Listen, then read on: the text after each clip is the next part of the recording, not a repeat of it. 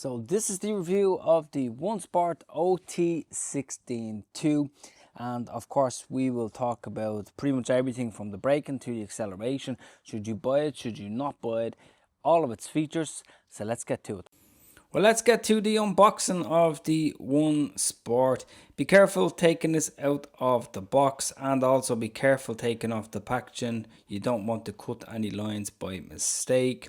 Pop the seat post down and put the handlebars up. You get everything you need in the box on this model, so don't be worrying at all. And it's not that heavy either, which is a plus. You have, of course, your pedals here, which are steel. You also get a twist throttle with this model, a standard charger that comes with a 3-pin plug or a 2-pin plug. You also get a multi-tool manual, plus you actually get a phone cover there as well, and a pump. Popping the pedals on, relatively easy. Popping the back mudguard on and securing it, of course, relatively easy.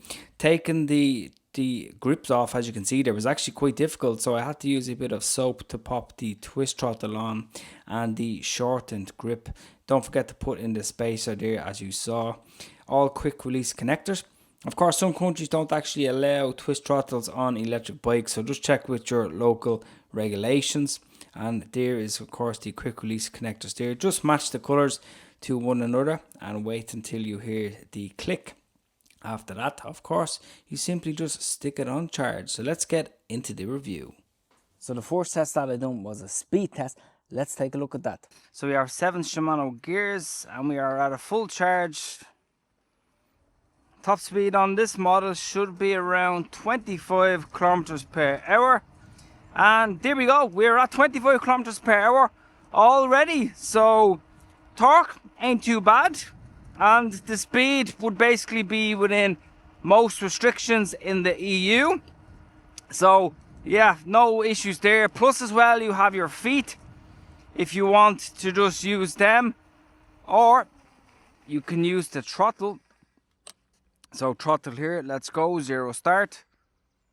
Okay, not pedaling.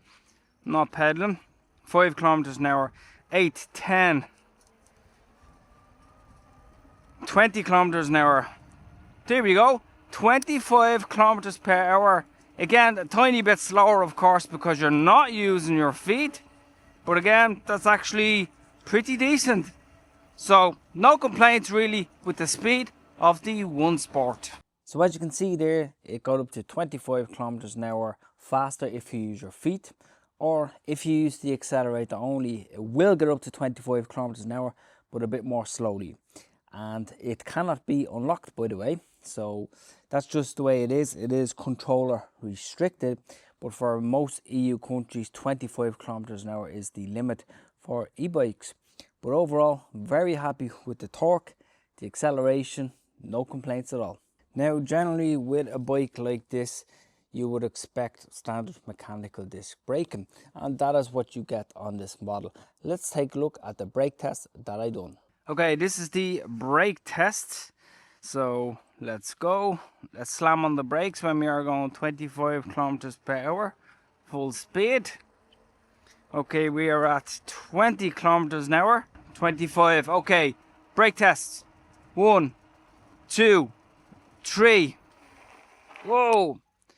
Yeah, brakes are quite decent. Again, standard mechanical.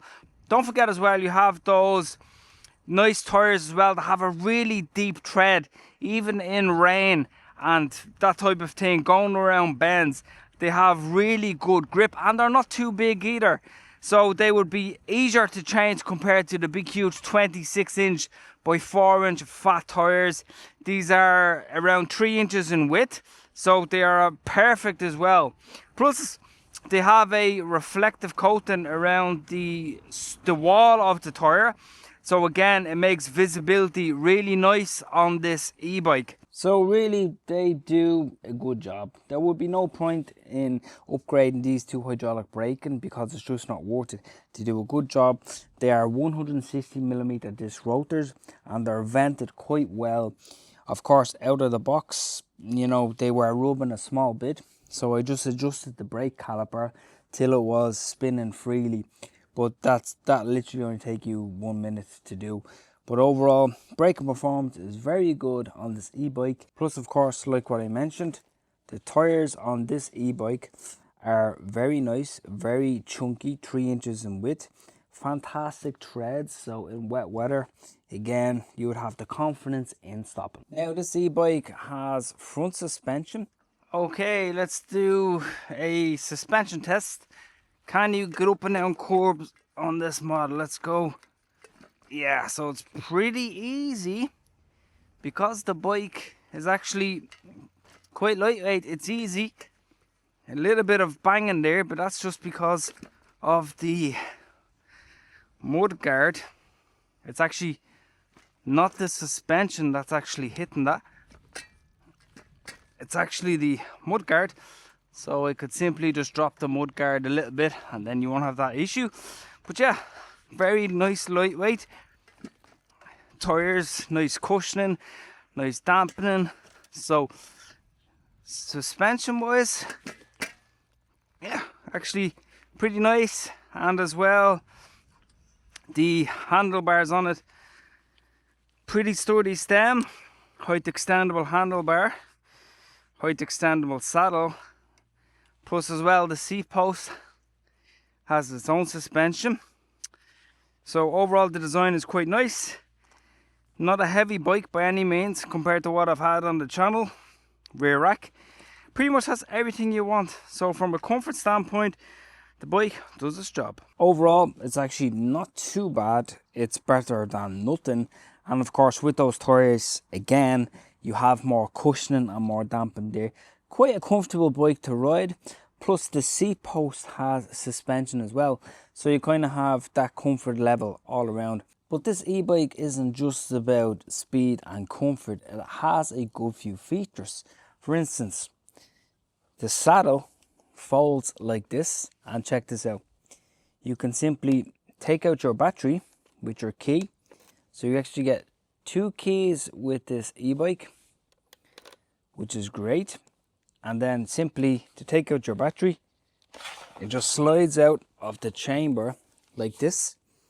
So this battery is basically a 48 volt 816 watt hour battery with a range of up to 120 kilometers.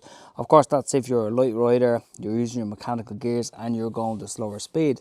Of course, if you're going flat out, realistically, you'd probably get around 50 to 60 kilometer distance on the higher top speed using acceleration only, which is more than acceptable. Battery is built quite well, quite neat, very, very heavy, so you'll just need to be careful. Plus as well, you can actually, if you want, take it out and charge this indoors. So it's a very good security feature. And again, it only takes you, just take a look here, 2 seconds to actually pop it back in to the e-bike. Slides down. Be careful, don't be going crazy. Let it click down, and then you just take out your key. Now, one of the things that I'm not crazy about this design is that you need the key in the battery to actually operate the bike. So if you're getting on and off the bike regularly, if you're a food delivery driver, of course, be careful not to damage that key because it will just give you a headache. So just keep that in mind. That's one of the things that I'm not crazy about. And this is just a quick thing that I noticed. On some e-bikes, the saddles are actually quite cheap and not comfortable. But on this, it's actually built really well. And it already comes assembled. And of course, once again, you have that seat post suspension there. And of course, this is completely height adjustable.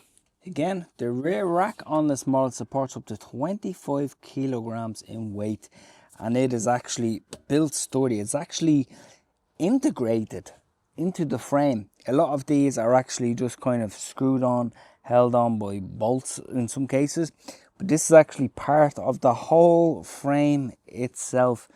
So that's actually quite nice to see that being done. Again, another cool thing is that the pedals on this are actually steel. They are not plastic like on some e-bikes, and they have built-in reflectors. So that's actually very nice. Plus this bike is actually, of course, completely foldable. So you just have your latch here, and then this pulls out. The bike then, of course, put up your kickstand, and the bike folds into itself. And then of course you have this grab handle here. And the bike just folds into itself like so. So it's actually quite a slim profile. Again, not too big. And then for space saving, again, you can actually collapse the handlebars as well. So if you're struggling for height at home, so it's quite small, put your saddle down. So there we go. It's actually very, very good for tight spaces. A good feature to have. And of course on this bike you have a front light and you have a rear light. In addition as well, if you take a look here, you 4 screw holes. So some people can actually buy the baskets, and if you want you can mount the basket already at the front of the e-bike. One of the things just to point out is when you turn on the bike, the screen is actually quite dark, and I have it at the brightest setting, so on a very bright day like this it's a little bit difficult to see, but it does the job. You have 3 gears. The 3rd gear will actually give you the most assistance, and of course the higher top speed. Adjustable handlebars, standard gears. You can install the included accelerator if your country allows it. Grips quite soft to the touch, very nice colour, reasonably comfortable to be honest. Frame design, very nice. Even if you're small in height, you'll have no problem getting on and off the bike. Another plus. Standard 7 Shimano gears coming down, mud guards integrated very well, you won't get wet. Overall, the build quality of the bike is quite decent and no complaints at all. Let's see what it's like. Let's go through our gears. So gears are changing fine. They're dialed in perfectly. So no issues with the gear changing out of the box, which is always a good sign. So here is a no power test. Let's see what the no power is like. Okay, so I have the bike off. So if you happen to run out of battery, there's hardly any resistance from the motor, as you can see. So you can actually just pedal as normal, and this isn't requiring a lot of effort. I am on mechanical gear 1. Of course, if you go up the gears, naturally it would get a bit stiffer like a normal bike, but that's kind of peace of mind. So you will be able to get home regardless if you have power or if you don't have power from that 48 volt battery. So before I talk about the price, well, what are we getting? Just to remind you, 25 km/h top speed, 20 inch by 3 inch fat tyres, range of up to 120 kilometers, standard mechanical disc braking, lights front and rear, height adjustable saddle with suspension, height adjustable handlebars again, so again suit any height. It's completely foldable bike. You have steel pedals, you have the rear rack on this. It kind of ticks most of the boxes for a high majority of people. But let's talk about the price. So at the time of recording this video, this bike is 769 euros. I think it's just about at the right price point. I think anything more than that, it wouldn't be worth it, to be honest. But for what you're getting with its features, particularly if you somebody that needs to put this into the back of the car regularly, if you like to travel, if you have a tight space at home, this will be who that bike is for, to be honest, to get you from, you know, to your job, to go out sometimes on the weekends, that type of thing. It's not an off-road bike, it's not a hill climber. Basically, if you live in somewhere like San Francisco, it's not that type of bike because it just doesn't have the power. But for moderate sized hills with a 250 watt motor using your legs, no complaints at all there. So if you have enjoyed this video, give it a like, subscribe, and I'll talk to you in the next video.